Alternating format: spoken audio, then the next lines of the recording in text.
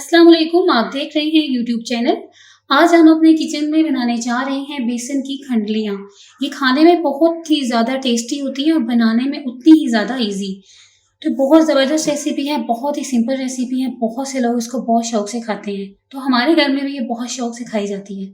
तो इसलिए मैंने सोचा कि क्यों ना आज मैं आपसे बेसन की खंडलियों की रेसिपी शेयर करती हूँ। बेसन की खंडलियाँ जब हम बनाते हैं तो हमें बहुत एहतियात करनी पड़ती है, क्योंकि ज़रा सी मिस्टेक से जो खंडलियाँ होती हैं ये टूट सकती हैं। तो इनको टूटना बिल्कुल भी नहीं चाहिए। हमें इनको इस तरह से बनाना है कि ये बिल्कुल साबुत रहें, बिल्कुल भी नहीं टूटें। तो चलिए जल्दी से स्टार्ट करते हैं।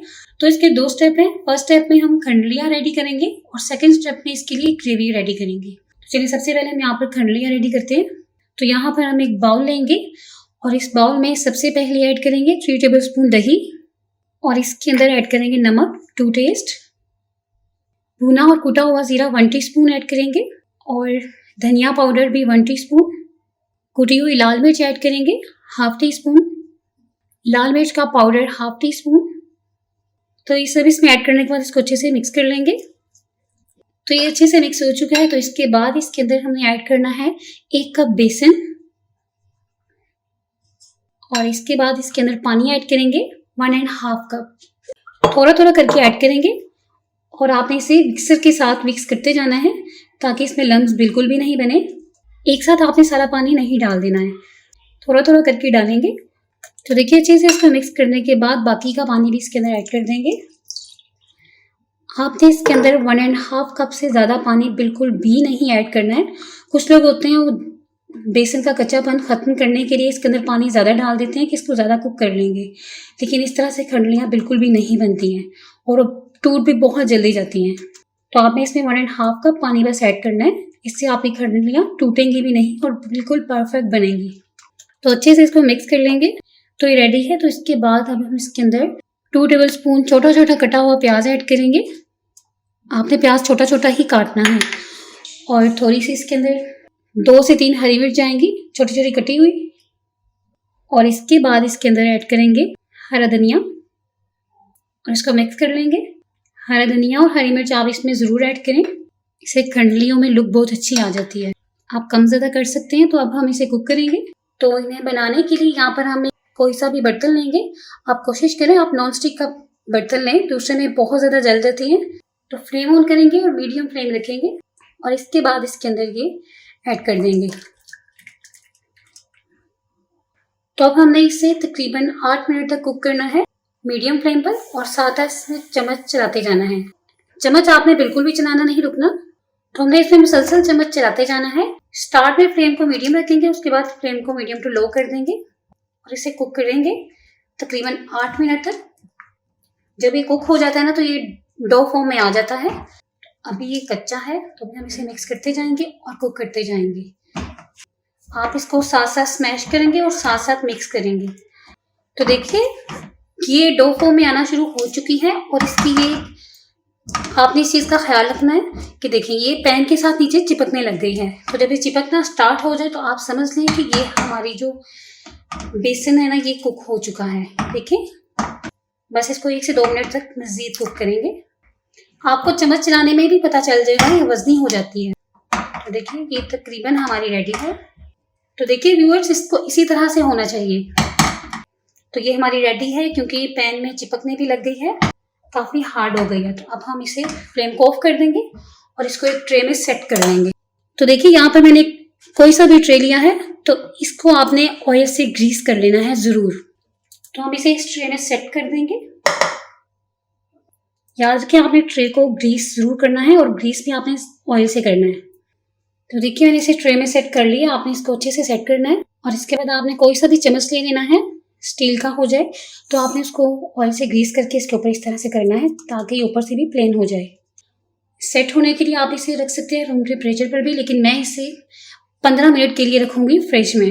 फ्रिज में रखने से होता है कि बहुत ज़्यादा ज़बरदस्ती सेट हो जाती है। जब हमारी खंडलियाँ रेडी होती हैं तब तक हम यहाँ पर ग्रेवी रेडी कर लेते हैं। तो ग्रेवी रेडी करने के लिए यहाँ पर हम एक बर्तन लेंगे और इसके अंदर हम 1/2 कप ऑयल ऐड करेंगे। इसमें ऑयल थोड़ा सा ज़्यादा अच्छा लगता है, लेकिन आप फिर भी अपनी मर्ज़ी के मुताबिक कम ज़्यादा कर सकते हैं और फ्लेम ऑन करेंगे। और अब हम यहाँ पर सबसे पहले इसके अंदर प्याज ऐड करेंगे। यहाँ पर मैंने एक मीडियम साइज़ का प्याज लिया और उसको बिल्कुल बारीक बारीक छोटा सा काट लिया है। प्याज को आपने बारीक बारीक काटना है, तो मीडियम टू लो पर इसको फ्राई कर लेंगे। प्याज को आपने ज़्यादा फ्राई नहीं करना है, बस लाल सा कलर देंगे, इसको सौटे कर लेंगे। तो देखिए प्याज थोड़ा फ्राई हो चुका है, तो इसके बाद इसके अंदर हम ऐड कर देंगे लहसुन अदरक का पेस्ट 1 टेबल स्पून भरकर, और इसको भी फ्राई कर देंगे 1 से 2 मिनट के लिए। तो इसके बाद हम यहाँ पर ऐड कर देंगे 1 टीस्पून साबुत सफ़ेद ज़ीरा। इस पॉइंट पर फ्लेम को लो कर लेंगे, पहले मीडियम टू लो था, तो अब मज़ीद इसको लो करेंगे, क्योंकि अब हमें इसके अंदर स्पाइसेस ऐड करने हैं तो जल जाएंगे अगर हम इसे हाई ज़्यादा फ्लेम पर करेंगे। चलिए ज़ीरा भी इसमें फ्राई हो चुका है, इसके बाद इसके अंदर ऐड कर देंगे नमक टू टेस्ट, लाल मिर्च का पाउडर लेंगे 1/2 टीस्पून, कम ज़्यादा कर सकते हैं। हल्दी पाउडर लेंगे 1/2 टीस्पून, धनिया पाउडर 1 टीस्पून, और थोड़ी सी इसमें अजवाइन लेंगे 1 चुटकी। इसे मिक्स कर लेंगे, फ्लेम लो है तो ऐसे इसको थोड़ी देर के लिए फ्राई करेंगे। तो इसके बाद इसके अंदर हम 1/2 कप पानी ऐड करेंगे। तो पानी ऐड करने के बाद इसकी 2 से 3 मिनट तक भुनाई करेंगे। देखिए इसकी थोड़ी सी भुनाई हो चुकी है, तो अब हम इसके अंदर दही ऐड करेंगे। याद रखिए खंडलियों में दही ही ऐड करते हैं, कभी भी इसमें टमाटर नहीं डालते हैं। तो मैंने यहाँ पर 1/2 कप दही लिया है, और ये दही ज़्यादा खट्टा नहीं है। इसे मिक्स कर लेंगे, और इसे मिक्स करने के बाद साथ ही हम इसके अंदर ऐड करेंगे 1/4 टीस्पून कश्मीरी लाल मिर्च का पाउडर। इससे कलर बहुत अच्छा आ जाता है। तो इसको मिक्स कर देंगे। तो चलिए इसको मिक्स करने के बाद हम इसे कवर करके कुक करेंगे, 10 मिनट तक कुक करेंगे बिल्कुल लो फ्लेम पर, और इसके बाद इसे चेक करेंगे। तो इसे कुक होते 10 मिनट्स हो चुके हैं, तो इसे चेक करेंगे, मिक्स करेंगे। तो अब हम इसे थोड़ी सी फ्लेम को मीडियम कर तो इसे 2 मिनट तक कुक करेंगे। जब तक ये कुक होता है तब तक हम यहाँ पर खंडलियों की तरफ चलते हैं। तो देखिए ये सेट हो चुकी हैं, इसको मैंने फ्रिज में रखकर सेट कर लिया है। तो अब हम इसकी कटिंग करेंगे। आप कटिंग अपनी मर्जी के मुताबिक कर सकते हैं, किसी भी तरह से कर सकते हैं। तो देखिए कितनी ज़बरदस्त ये रेडी हुई है। देखिए बिल्कुल भी नहीं टूट रही हैं, बहुत ही परफेक्ट बनी है। आप इसे ज़्यादा छोटे क्यूब्स में काटना चाहते हैं तो छोटे क्यूब्स में काट लें, किसी भी तरह से काटना चाहते हैं तो आप इनको काट सकते हैं। ये मैं आपको निकाल के दिखाती हूँ। ये देखिए कितनी ज़बरदस्त है, कितनी परफेक्ट है, ये बिल्कुल भी नहीं टूटेगी। और इसका टेस्ट भी इतना ज़बरदस्त है ना कि इसके अंदर आपने स्पाइसेस वगैरह ज़रूर डालने हैं, जिस तरह से मैंने आपको दिखाया है बनाते हुए इसी तरह से आपने बनाना है। आपने इसको बिल्कुल सिंपल नहीं बनाना है। कुछ लोग इसको बिल्कुल सिंपल बना लेते हैं तो वो बिल्कुल भी मज़े की नहीं लगती हैं। देखिए कितनी ज़बरदस्त है ये। तो देखिए यहाँ पर हमारा मसाला भी अच्छे से भून चुका है। तो अब हम इसके अंदर थोड़ा सा पानी ऐड करेंगे। आप जितना पानी चाहें इसमें ऐड कर सकते हैं, आपको जितनी ग्रेवी चाहिए, लेकिन आप इसमें ज़्यादा ग्रेवी नहीं बनाइए, इससे आपको मज़ा नहीं आएगा। आप इसमें बस थोड़ा सा पानी डालें, तकरीबन 1/2 कप पानी ऐड करेंगे इसमें। मैंने यहाँ पर ज़्यादा पानी नहीं डाला है, 1/2 कप से कम ऐड किया है, लेकिन अगर आपको ज़्यादा चाहिए तो आप इसमें 1/2 कप से ज़्यादा पानी बिल्कुल भी नहीं डालें। तो चलिए ये हो चुकी हैं। तो इसके बाद अब हमने करना ही है कि ये जो बेसन की खरलियाँ हमने बनाई है ना, इनको हम इसके अंदर डाल देंगे, 1 बाय 1 इसके अंदर ऐड करेंगे। तो अब इसे कुक करेंगे कवर करके 2 से 3 मिनट तक।